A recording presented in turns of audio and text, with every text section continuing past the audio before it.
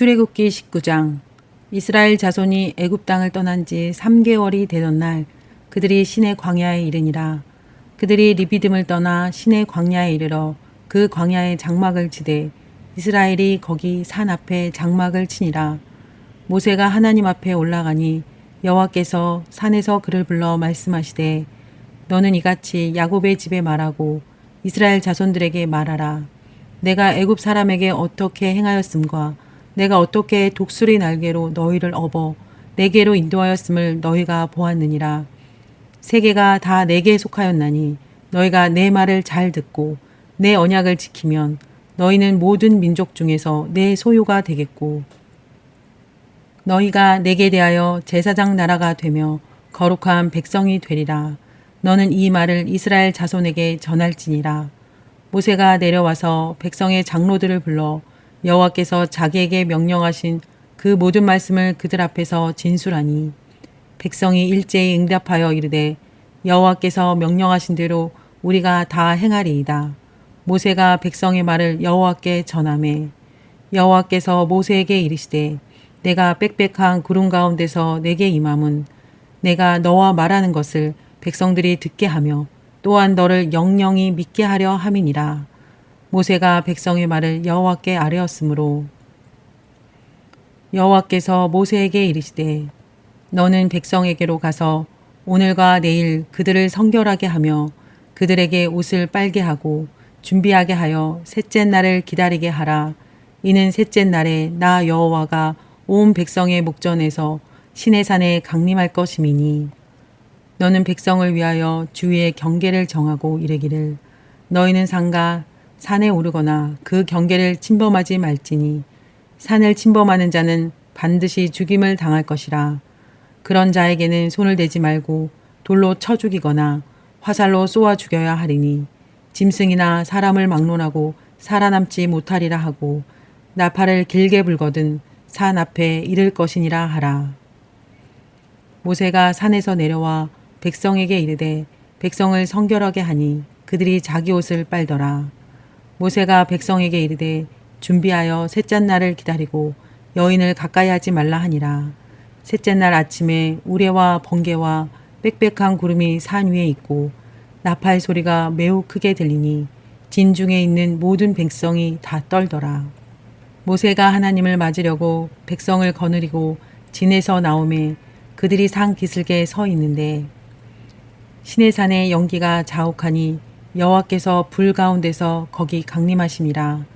그 연기가 옹기까마 연기같이 떠오르고 온 산이 크게 진동하며 나팔 소리가 점점 커질 때에 모세가 말한즉 하나님이 음성으로 대답하시더라. 여호와께서 시내산 곧 그 산 꼭대기에 강림하시고 모세를 그리로 부르시니 모세가 올라가매 여호와께서 모세에게 이르시되 내려가서 백성을 경고하라. 백성이 밀고 들어와 나 여호와에게로 와서 보려고 하다가 많이 죽을까 하노라. 또 여호와께서 가까이 하는 제사장들에게 그 몸을 성결히 하게 하라. 나 여호와가 그들을 칠까 하노라. 모세가 여호와께 아뢰되 주께서 우리에게 명령하여 이르시기를 산 주위에 경계를 세워 산을 거룩하게 하라 하셨사온즉 백성이 시내산에 오르지 못하리이다.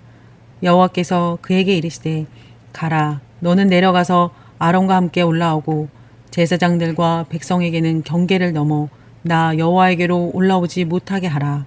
내가 그들을 칠까 하노라. 모세가 백성에게 내려가서 그들에게 알리니라. 20장. 하나님이 이 모든 말씀으로 말씀하여 이르시되 나는 너를 애굽 땅 종 되었던 집에서 인도하여 낸 내 하나님 여호와니라. 너는 나 외에는 다른 신들을 내게 두지 말라. 너를 위하여 새긴 우상을 만들지 말고 또 위로 하늘에 있는 것이나 아래로 땅에 있는 것이나 땅 아래 물속에 있는 것에 어떤 형상도 만들지 말며 그것들에게 절하지 말며 그것들을 섬기지 말라. 나 내 하나님 여호와는 질투하는 하나님인즉 나를 미워하는 자의 죄를 갚되 아버지로부터 아들에게로 3, 4대까지 이르게 하거니와 나를 사랑하고 내 계명을 지키는 자에게는 1000대까지 은혜를 베푸느니라. 너는 내 하나님 여호와의 이름을 망령되게 부르지 말라. 여호와는 그의 이름을 망령되게 부르는 자를 죄 없다 하지 아니하리라. 안식일을 기억하여 거룩하게 지키라. 엿새 동안은 힘써 내 모든 일을 행할 것이나 일곱째 날은 내 하나님 여호와의 안식일인즉 너나 내 아들이나 내 딸이나 내 남종이나 내 여종이나 내 가축이나 내 문 안에 머무는 객이라도 아무 일도 하지 말라. 이는 엿새 동안에 나 여호와가 하늘과 땅과 바다와 그 가운데 모든 것을 만들고 일곱째 날에 쉬었습니다. 그러므로 나 여호와가 안식일을 복되게 하여 그날을 거룩하게 하였느니라. 내 부모를 공경하라. 그리하면 내 하나님 여호와가 내게 준 땅에서 내 생명이 길리라. 살인하지 말라. 간음하지 말라. 도둑질하지 말라. 내 이웃에 대하여 거짓 증거하지 말라. 내 이웃의 집을 탐내지 말라. 내 이웃의 아내나 그의 남종이나 그의 여종이나 그의 소나 그의 낙이나 무릇 내 이웃의 소유를 탐내지 말라. 무 백성이 우레와 번개와 나팔 소리와 산의 연기를 본지라. 그들이 볼 때에 떨며 멀리 서서 모세에게 이르되 당신이 우리에게 말씀하소서. 우리가 들으리이다. 하나님이 우리에게 말씀하시지 말게 하소서. 우리가 죽을까 하나이다. 모세가 백성에게 이르되 두려워하지 말라. 하나님이 임하심은 너희를 시험하고 너희로 경외하여 범죄하지 않게 하려 하심이니라. 백성은 멀리 서 있고 모세는 하나님이 계신 흑암으로 가까이 가니라. 여호와께서 모세에게 이르시되 너는 이스라엘 자손에게 이같이 이르라. 내가 하늘로부터 너희에게 말하는 것을 너희 스스로 보았으니 너희는 나를 비겨서 은으로나 금으로나 너희를 위하여 신상을 만들지 말고 내게 토단을 쌓고 그 위에 내 양과 소로 내 번제와 화목제를 드리라. 내가 내 이름을 기념하게 하는 모든 곳에서 내게 임하여 복을 주리라. 내가 내게 돌로 제단을 쌓거든 다듬은 돌로 쌓지 말고 내가 정으로 그것을 쪼면 부정하게 함이니라. 너는 층계로 내 제단에 오르지 말라. 내 하체가 그 위에서 드러날까 함이니라. 출애굽 3개월 후에 시내산 앞에 장막을 칩니다. 여기서 하나님께서 본격적으로 나라를 세워가기 시작하십니다. 먼저 모세를 통해 너희가 지난 3개월 동안 내가 한 일을 보고 세계가 나에게 속한 것을 보았을 것이다. 이제 너희가 내 말을 듣고 지키면 내 소유가 되겠고 나의 제사장 나라와 거룩한 백성이 될 것이다. 라고 백성에게 알립니다. 백성은 일제히 우리가 말씀대로 다 행하리이다 하고 화답합니다. 그러자 하나님께서 이틀간 몸과 마음을 성결하게 준비하게 하고 산 주위의 경계를 정해서 침범하지 못하게 하시면서 셋째 날 온 백성의 목전에서 자신이 친히 강림하실 것을 기다리라고 하십니다.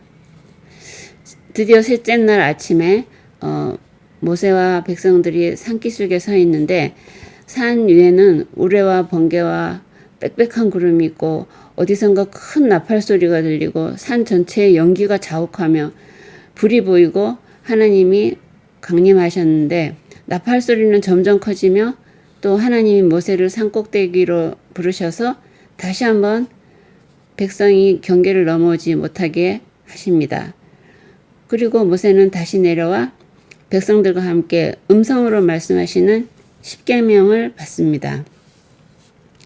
이 모든 상황을 보고 백성들은 너무나 두려워서 모세에게 말합니다. 당신이 하나님께 듣고 말씀해달라고, 하나님이 우리에게 직접 말씀하시지 말게 해달라고 부탁합니다. 모세는 백성을 안심시키며 하나님이 이렇게 하시는 것은 너희가 하나님을 경외하며 범죄하지 않게 하시려고 하는 것이라 말하고, 하나님은 다시 모세를 통해 내가 하늘에서 너희에게 직접 말하는 것을 듣고 보았으니 은이나 금으로나 나를 비겨서 신상을 만들지 말라 하고 분명하게 말씀하십니다. 이스라엘 백성은 정말 세상 어느 나라 사람들도 경험하지 못한 광경을 보고 하나님의 음성을 들었습니다. 어떤 한 사람이 하나님을 만나고 그 음성을 들었다고 하는 일도 그게 사실이라면 너무나 큰일인데 한 나라 백성 전체가 그런 일을 보았다는 것은 너무나 놀라운 일입니다. 하나님께서 지구상 어디에도 없었던 자신의 나라를 세우시려고 그리하셨던 것 같아요. 그리고 그 목적은 그 나라만을 위한 게 아니라 그 나라가 제사장 나라가 되어서 세계 만민을 구하기 위함이라고 아브라함 때부터 여러 번 말씀하셨지요. 21장 내가 백성 앞에 세울 법규는 이러하니라. 내가 히브리 종을 사면 그는 6해 동안 섬길 것이요 7째 해에는 몸값을 물지 않고 나가 자윤이 될 것이며 만일 그가 단신으로 왔으면 단신으로 나갈 것이요 장가 들었으면 그의 아내도 그와 함께 나가려니와 만일 상전이 그에게 아내를 주어 그의 아내가 아들이나 딸을 낳았으면 그의 아내와 그의 자식들은 상전에게 속할 것이요 그는 단신으로 나갈 것이로되 만일 종이 분명히 말하기를 내가 상전과 내 처자를 사랑하니 나가서 자유인이 되지 않겠노라 하면 상전이 그를 데리고 재판장에게로 갈 것이요 또 그를 문이나 문설주 앞으로 데리고 가서 그것에다가 송곳으로 그의 귀를 뚫을 것이라. 그는 종신토록 그 상전을 섬기리라. 사람이 자기의 딸을 여종으로 팔았으면 그는 남종같이 나오지 못할지며 만일 상전이 그를 기뻐하지 아니하여 상관하지 아니하면 그를 속량하게 할 것이나 상전이 그 여자를 속인 것이 되었으니 외국인에게는 팔지 못할 것이요 만일 그를 자기 아들에게 주기로 하였으면 그를 딸같이 대우할 것이요 만일 상전이 다른 여자에게 장가들지라도 그 여자의 음식과 의복과 동침하는 것은 끊지 말 것이요 그가 이 3가지를 시행하지 아니하면 여자는 속전을 내지 않고 거저 나가게 할 것이니라. 사람을 쳐 죽인 자는 반드시 죽일 것이나 만일 사람이 고의적으로 한 것이 아니라 나 하나님이 사람을 그의 손에 넘긴 것이면 내가 그를 위하여 한 곳을 정하리니 그 사람이 그리로 도망할 것이며 사람이 그의 이웃을 고의로 죽였으면 너는 그를 내 제단에서라도 잡아내려 죽일지니라. 자기 아버지나 어머니를 치는 자는 반드시 죽일지니라. 사람을 납치한 자가 그 사람을 팔았든지 자기 수하에 두었든지 그를 반드시 죽일지니라. 자기 아버지나 어머니를 저주하는 자는 반드시 죽일지니라. 사람이 서로 싸우다가 하나가 돌이나 주먹으로 그의 상대를 쳤으나 그가 죽지 않고 자리에 누웠다가 지팡이를 짚고 일어나 걸으면 그를 친 자가 형벌은 면하되 그간의 손해를 배상하고 그가 완치되게 할 것이니라. 사람이 매로 그 남종이나 여종을 쳐서 당장에 죽으면 반드시 형벌을 받으려니와 그가 하루나 이틀을 연명하면 형벌을 면하리니 그는 상전의 재산임이라. 사람이 서로 싸우다가 임신한 여인을 쳐서 낙태하게 하였으나 다른 해가 없으면 그 남편의 청구대로 반드시 벌금을 내되 재판장의 판결을 따라 낼 것이니라. 그러나 다른 해가 있으면 값되 생명은 생명으로 눈은 눈으로 이는 이로 손은 손으로 발은 발로 된 것은 된 것으로 상하게 한 것은 상함으로 때린 것은 때림으로 갚을지니라. 사람이 그 남종의 한 눈이나 여종의 한 눈을 쳐서 상하게 하면 그 눈에 대한 보상으로 그를 놓아줄 것이며 그 남종의 이나 여종의 이를 쳐서 빠뜨리면 그 이에 대한 보상으로 그를 놓아줄지니라. 소가 남자나 여자를 받아서 죽이면 그 소는 반드시 돌로 쳐서 죽일 것이요 그 고기는 먹지 말 것이며 임자는 형벌을 면하려니와 소가 본래 받는 버릇이 있고 그 임자는 그로 말미암아 경고를 받았을 때 단속하지 아니하여 남녀를 막론하고 받아 죽이면 그 소는 돌로 쳐 죽일 것이고 임자도 죽일 것이며 만일 그에게 속죄금을 부과하면 무릇 그 명령한 것을 생명의 대가로 낼 것이요 아들을 받든지 딸을 받든지 이 법규대로 그 임자에게 행할 것이며 소가 만일 남종이나 여종을 받으면 소 임자가 은 30세겔을 그의 상전에게 줄 것이요 소는 돌로 쳐서 죽일지니라.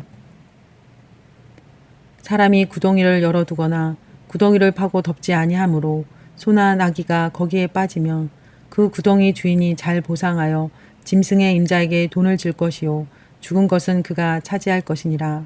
이 사람의 소가 저 사람의 소를 받아 죽이면 살아있는 소를 팔아 그 값을 반으로 나누고 또한 죽은 것도 반으로 나누려니와 그 소가 본래 받는 버릇이 있는 줄을 알고도 그 임자가 단속하지 아니하였으면 그는 소로 소를 갚을 것이요 죽은 것은 그가 차지할지니라. 백성들이 하나님의 음성 듣기를 두려워하며 모세를 통해 듣게 해달라고 하여서 모세가 산 위로 올라가서 말씀을 받아옵니다. 하나님께서는 먼저 나라의 법부터 정해주십니다.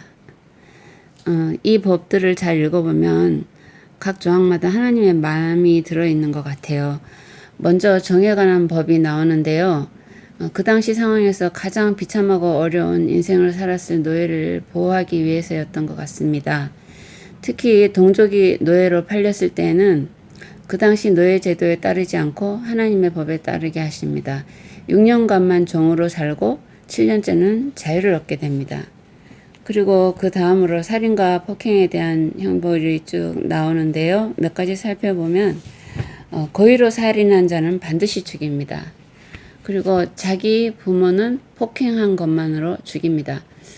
사람을 납치한 자도 반드시 죽입니다. 그리고 노예를 너무 심하게 매를 때려 죽게 하면 반드시 형벌을 받습니다. 그 당시 주인의 재산으로 여겨졌던 노예를 보호해서 그 생명을 지켜주기 위한 법이에요. 그리고 소의 임자들 간의 분쟁에 관한 법도 자세히 나오는데요. 당시 백성들이 많은 가축을 거느리고 목축하는 상황이었기 때문인 것 같습니다. 예를 들면 소가 사람을 받아 죽인 경우 소는 죽이고 그 고기도 먹지 말게 합니다. 주인에게 잘못이 없어도 과실치사에 해당하는 책임을 묻는 거죠. 그리고 소가 원래 받는 버릇이 있고 경고를 받았지만 이런 일이 생겼다면 소도 죽이고 그 임자도 죽입니다. 엄중한 벌이죠. 당시 소는 이로운 가축이었지만 잘못 관리해서 흉기가 될 수도 있기 때문에 이 위험한 소를 잘 관리할 엄중한 책임이 있음을 보여주고 있습니다. 당신은 왕의 말이 법이었던 시절에 왕과 고위 간직에게만 법을 가르쳐 주신 것이 아닌 모든 백성에게 알려주셔서 그 옛날 3700년 전에 벌써 법치국가를 만드신 하나님이 정말 놀라운 것 같아요. 네, 정말 그렇죠. 22장 사람이 소나 양을 도둑질하여 잡거나 팔면 그는 소 한 마리에 소 5마리로 갚고 양 한 마리에 양 4마리로 갚을지니라. 도둑이 뚫고 들어오는 것을 보고 그를 쳐 죽이면 피 흘린 죄가 없으나 해 돋은 후에는 피 흘린 죄가 있으리라. 도둑은 반드시 배상할 것이나 배상할 것이 없으면 그 몸을 팔아 그 도둑질한 것을 배상할 것이요. 도둑질한 것이 살아 그의 손에 있으면 소나 낙이나 양을 막론하고 갑절을 배상할지니라. 사람이 밭에서나 포도원에서 짐승을 먹이다가 자기의 짐승을 놓아 남의 밭에서 먹게 하면 자기 밭에 가장 좋은 것과 자기 포도원에 가장 좋은 곳으로 배상할지니라. 불이 나서 가시나무에 댕겨 낯가리나 거두지 못한 곡식이나 밭을 태우면 불 놓은 자가 반드시 배상할지니라. 사람이 돈이나 물품을 이웃에게 맡겨 지키게 하였다가 그 이웃집에서 도둑을 맞았으면 그 도둑이 잡히면 갑절을 배상할 것이요. 도둑이 잡히지 아니하면 그 집 주인이 재판장 앞에 가서 자기가 그 이웃의 물품에 손댄 여부의 조사를 받을 것이며 어떤 이른 물건, 즉 소나 낙이나 양이나 의복이나 또는 다른 이른 물건에 대하여 어떤 사람이 이르기를 이것이 그것이라 하면 양편이 재판장 앞에 나아갈 것이요. 재판장이 죄 있다고 하는 자가 그 상대편에게 갑절을 배상할지니라. 사람이 낙이나 소나 양이나 다른 짐승을 이웃에게 맡겨 지키게 하였다가 죽거나 상하거나 끌려가도 본 사람이 없으면 두 사람 사이에 맡은 자가 이웃의 것에 손을 대지 아니하였다고 여호와께 맹세할 것이요. 그 임자는 그대로 믿을 것이며 그 사람은 배상하지 아니하려니와. 만일 자기에게서 도둑 맞았으면 그 임자에게 배상할 것이요. 만일 찢겼으면 그것을 가져다가 증언할 것이요. 그 찢긴 것에 대하여 배상하지 아니할지니라. 만일 이웃에게 빌려온 것이 그 임자가 함께 있지 아니할 때에 상하거나 죽으면 반드시 배상하려니와 그 임자가 그것과 함께 있었으면 배상하지 아니할지니라. 만일 새 낸 것이면 새로 족하니라. 사람이 약혼하지 아니한 처녀를 꿰어 동침하였으면 납폐금을 주고 아내로 삼을 것이요. 만일 처녀의 아버지가 딸을 그에게 주기를 거절하면 그는 처녀에게 납폐금으로 돈을 냈지니라. 너는 무당을 살려두지 말라. 짐승과 행음하는 자는 반드시 죽일지니라. 여호와 외에 다른 신에게 제사를 드리는 자는 멸할지니라. 너는 이방 나그네를 압제하지 말며 그들을 학대하지 말라. 너희도 애굽 땅에서 나그네였음이라.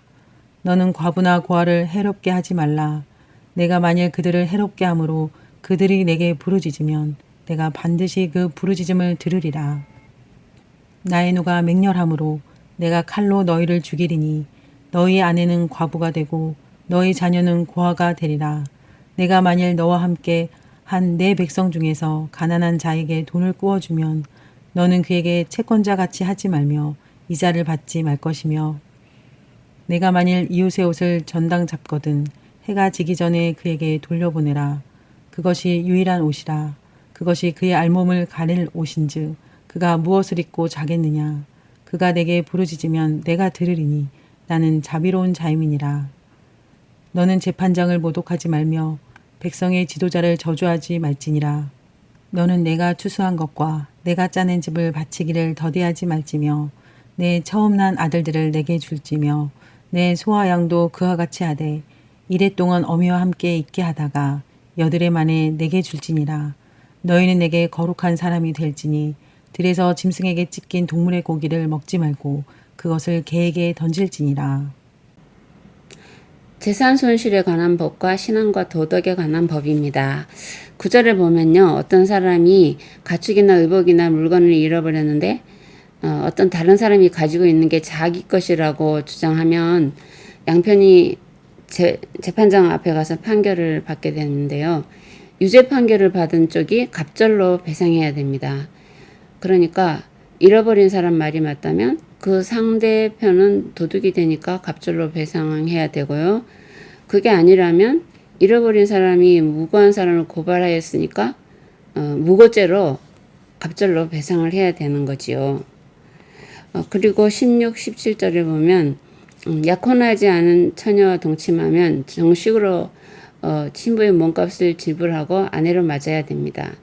만약 처녀의 아버지가 반대하면 결혼은 안 해도 정식으로 결혼할 때 치르는 신부의 몸값을 줘야 합니다.